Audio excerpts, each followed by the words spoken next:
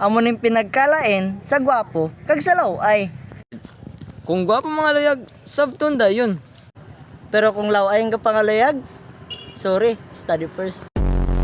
Kung gwapo ang mag-inom, broken da yun. Pero kung laway naman ang gainom, ha, wala na handom sa kabuhi. Kung gwapo ang niwang, chicks boy da yun. Pero kung laway nga niwang, adik na. Kung gwapo ang construction worker, ang balon, visa na. Pero kung laway construction worker, okay na na. Kumpara mag-adik ka. Kung gwapo ang magsaka sa bukid, ang balon, nature lover na.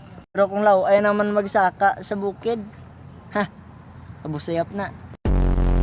Kung gwapo mga ayo, ang balon, kaluoy, gaanta na. Kung laway naman mga limos, hindi na pagtagai. Base pang rugby lang na. Kung gwapo magtupad sa babae, ang kakiligo na. Pero kung laway naman magtupad sa babae, manyakis na.